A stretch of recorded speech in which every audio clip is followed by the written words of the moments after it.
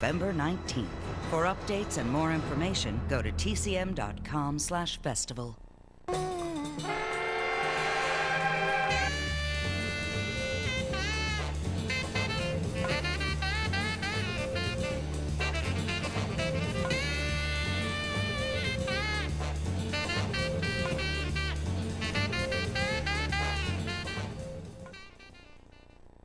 Hey there, everybody. I'm Ben Mankiewicz. Welcome to this month's TCM Spotlight.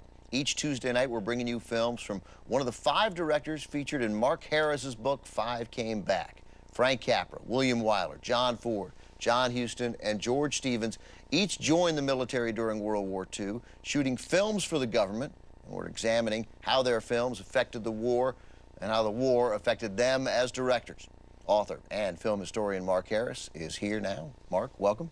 Thanks. Thanks for being here.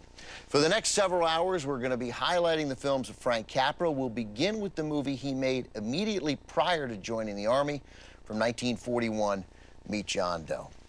First of all, Mark, it's really great to have you here. Thanks so much for doing this. Thanks for having me. What was Capra's mindset, as far as you can tell, prior to making Meet John Doe? He was on almost an unparalleled run of success. Yeah, Capra was really at the top of his game at that point, and at the top of his power in Hollywood. He'd won 3 Academy Awards for directing just since 1934. Then he'd followed that with Mr. Smith Goes to Washington, which is, although we think of it as a classic now, a movie that caused a lot of controversy and some dismay in Washington, even though it was very successful with critics. So with Meet John Doe, he was really, for the first time, after making a movie that would be a critical home run. He really wanted to be seen not just as a director of comedies like It Happened One Night and You Can't Take It With You, but as a filmmaker with something very serious to say about the American political condition. Meet John Doe comes out in 1941. It is made while Europe is at war, and while, of course, we're not at war yet in the United States.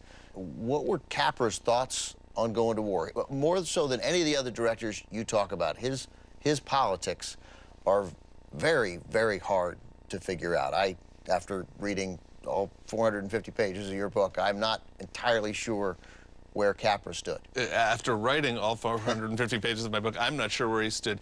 Capra was a conservative Republican. That surprises a lot of people who think of him as a kind of FDR-era populist, because that's what his movies were in a way. But Capra himself never voted for FDR. Proudly never voted for FDR, yeah. Hated labor unions, and was kind of both enthralled by the little guy and very suspicious of the mob mentality of a lot of little guys put together. Yeah. Did Meet John Doe, the last movie he makes before he signs up for service, did he see this as a pro-interventionist movie? Does it relate in any way to America's role in Europe? I think it relates kind of obliquely to America's role in Europe because, as you said, it was made at a time when Europe was in the war, but America was not yet. And one of the things that people were really obsessed with, especially in Hollywood, was the question of, can it happen here? Could some kind of fascist demagoguery really, really take root with the American public? And that's what Capra wanted to go after in Meet John Doe. And by his own admission, he really struggled to find a way to put that in a story, you know, and I'm not sure he felt he entirely succeeded. Well, we do get the private black shirts in the movie, so there are certainly some clear references to what was happening in Europe. Right, absolutely. All right, Mark, thanks very much. Let's take a look at the film. Here it is from 1941 with Gary Cooper, Barbara Stanwyck, James Gleason, Edward Arnold, Walter Brennan. It's Meet John Doe.